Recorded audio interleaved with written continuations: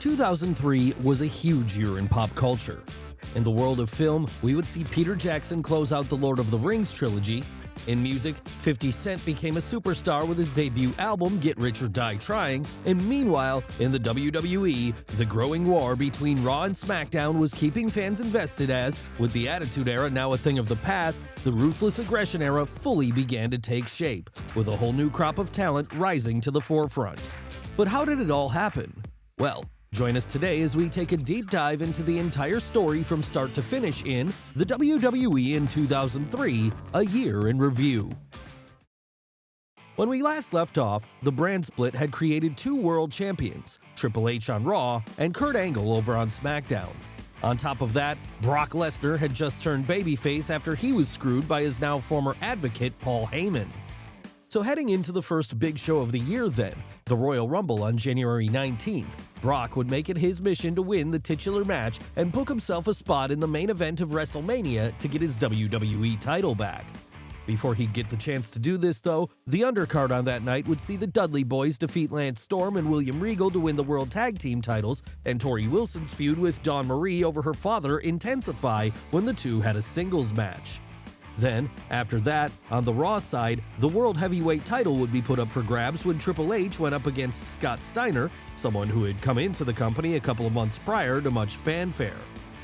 Unfortunately though, during this match, it quickly became apparent that Steiner could no longer go in the ring to a high level, and so after a disastrous bout which lasted 17 minutes, he'd be pinned cleanly by the defending champion.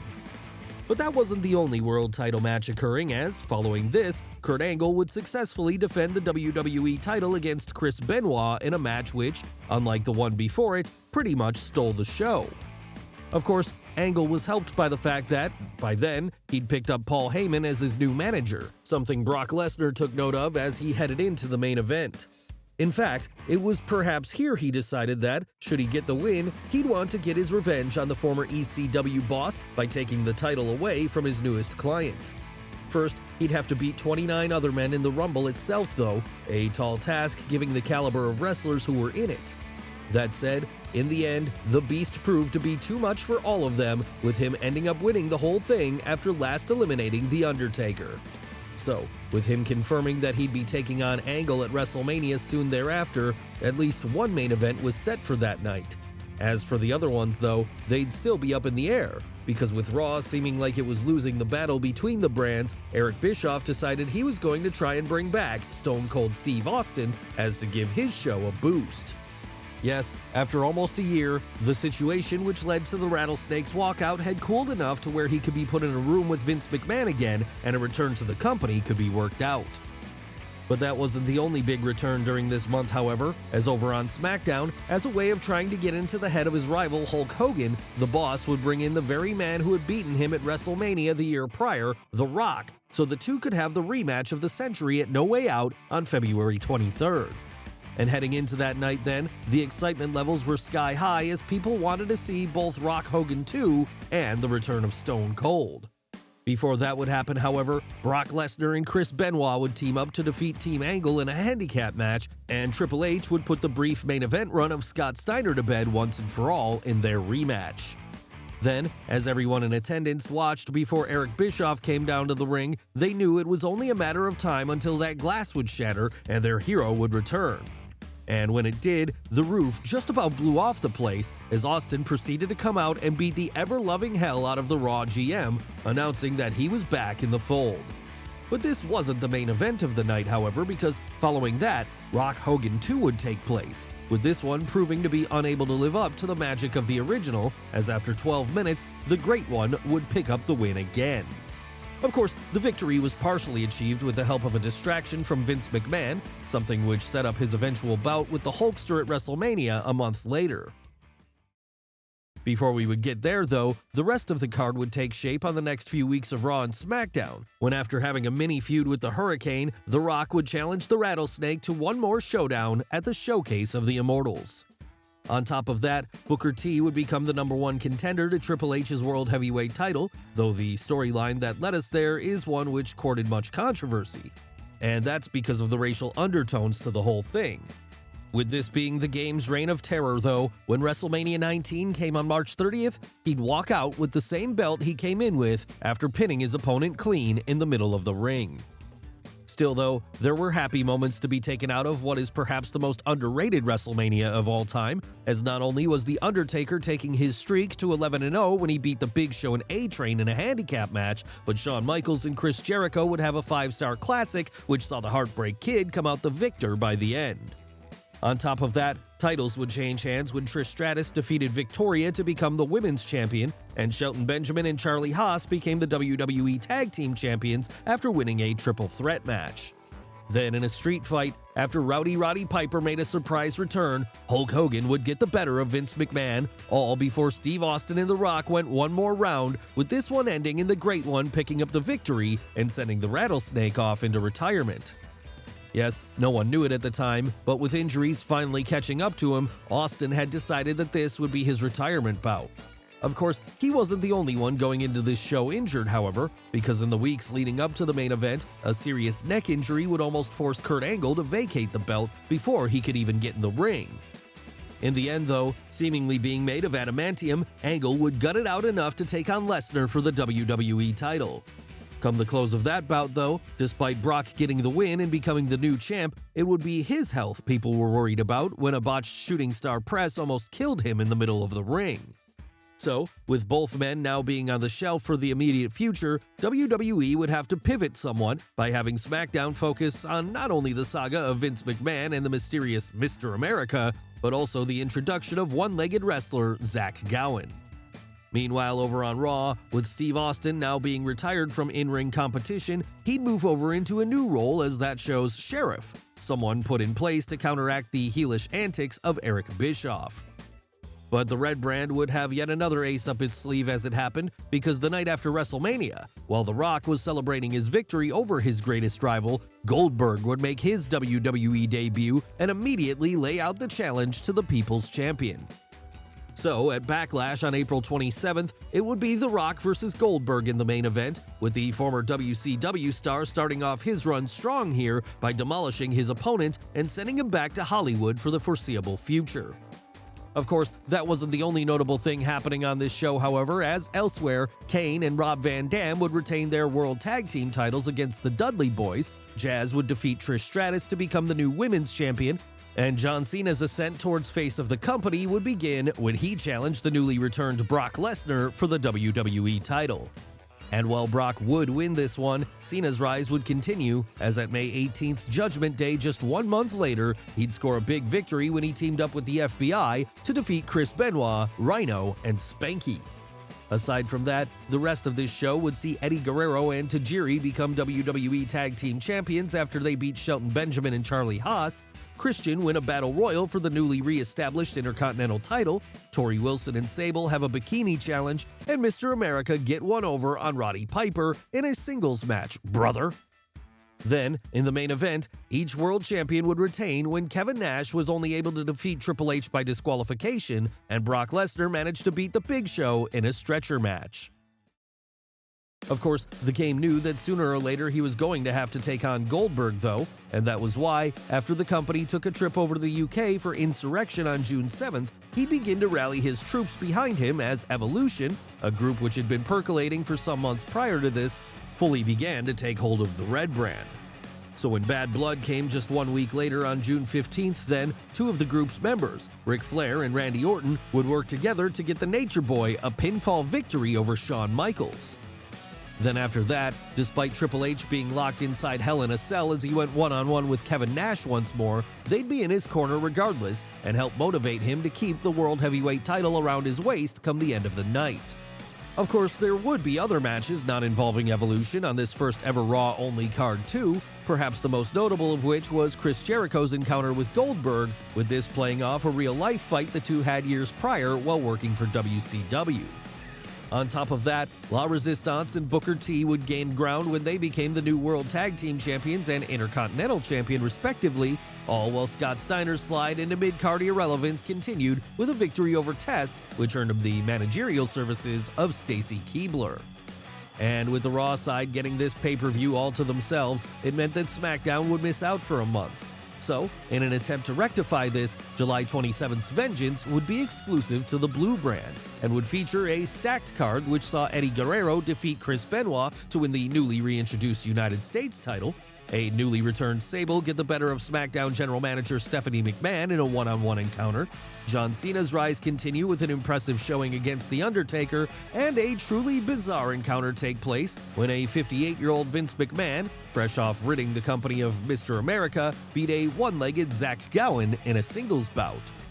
That said, the real reason people tuned into this show was for the main event, as after undergoing successful neck surgery and returning to the ring in record time, Kurt Angle would get his rematch with Brock Lesnar as part of a triple threat match, which also included The Big Show. Why was The Big Show added to this one? Well, after he and Brock had gone to a no contest when they quite literally broke the ring during a match on SmackDown a few weeks prior, it was determined he deserved another shot at the gold. In the end, though, it would be the Olympic hero who came out of this one on top, with this marking his fourth reign as champion. Not that it would be the end of his feud with Lesnar, of course. No, far from it, in fact, because after already facing off both in the ring at WrestleMania 19 and behind the scenes in a legit amateur shoot competition sometime prior to this, each still had a desire to prove that they were better than the other when it came to going one-on-one. So when SummerSlam came around on August 24th, the two would meet again, this time with no involvement from The Big Show. And on that night, it would prove to be Angle who was the better man as, after just over 21 minutes, he submitted the Beast with an ankle lock.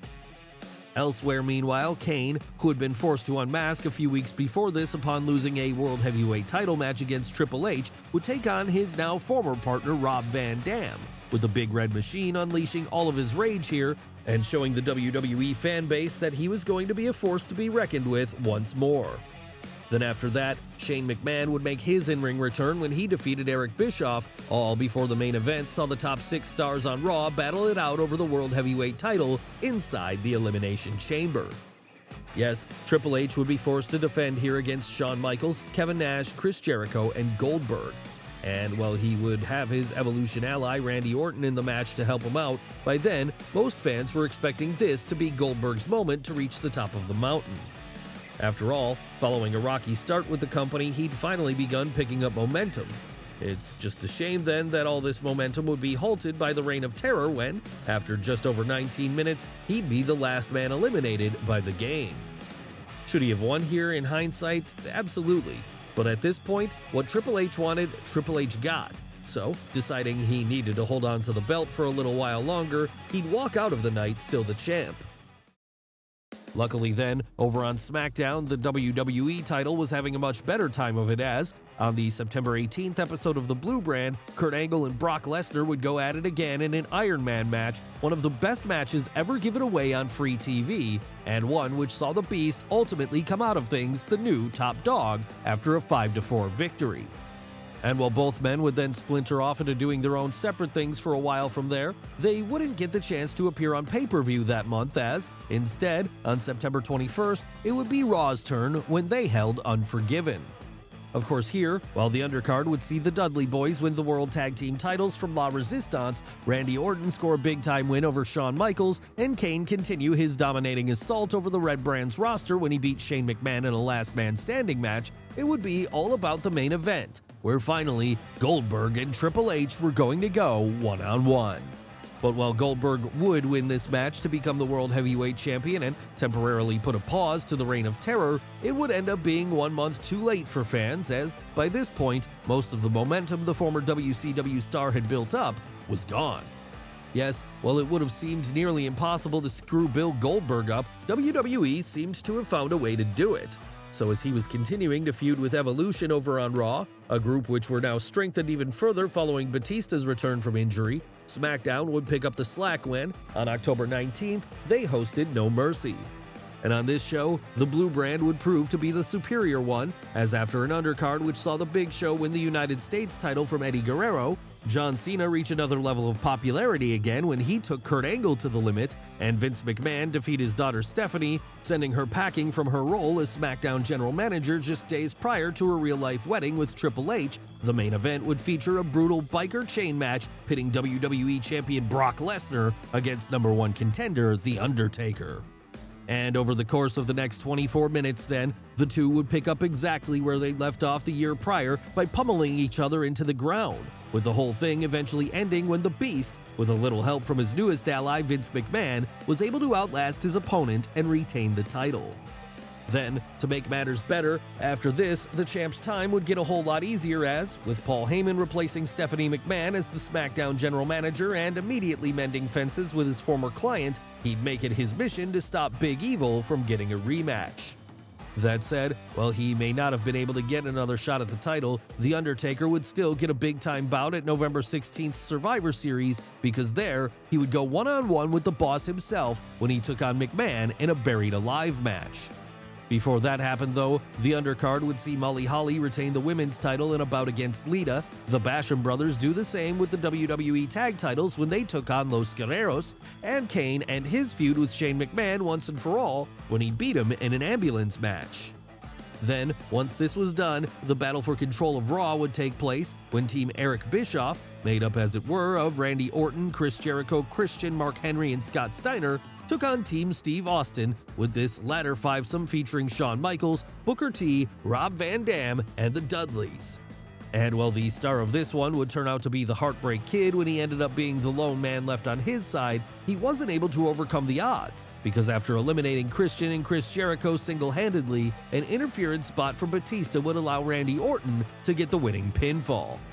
But despite Austin now being out of his role as sheriff of the Red Brand, he'd offer his thanks to HBK for the effort he gave anyway. And as the two were sharing a Steve Weiser backstage then, The Undertaker and Vince McMahon would make their way to the ring for their ultimate showdown. Of course, with the Buried Alive match being a bit of a specialty for Big Evil by this point, most expected him to win this one. So that's why it came as such a surprise then when, after a hard-fought battle which lasted just under 12 minutes and saw the boss gushing blood from the forehead after receiving a botched chair shot early on, an interference spot from Kane would lead to his brother being laid out and left prone to be buried 6 feet under. But while The Undertaker would disappear from WWE for several months at this point, it wasn't like there weren't other stars able to pick up the ball and run with it, because in the main event of the night, which immediately followed this, Goldberg and Triple H would go at it one more time, with the former WCW star being able to overcome the constant run-ins from Evolution here and cling on to his World Heavyweight title come the end of things. Yes, it was now feeling to some fans like maybe, just maybe, the Reign of Terror was over for good. What these people didn't realize at the time, though, was that during the final Raw exclusive pay-per-view of the year, Armageddon on December 14th, the game would get one last shot at the gold. But this time, an extra spanner would be thrown into the works when Kane was added, turning the whole thing into a triple threat match. Of course, before that, the rest of Evolution would also find themselves in title bouts too on the undercard, as while Randy Orton was getting the challenge for Rob Van Dam's Intercontinental title, Batista and Ric Flair were taking part in a tag team turmoil match to determine the new WWE Tag Team Champions. And that wouldn't be the Animal's only bout of the night either, as prior to this, he'd go one-on-one with Shawn Michaels. But despite losing this one, he would end up holding gold around his waist before the evening was over, the same of which could be said for both Flair and Orton too, as heading into the main event, it looked like the group were going to pull a clean sweep.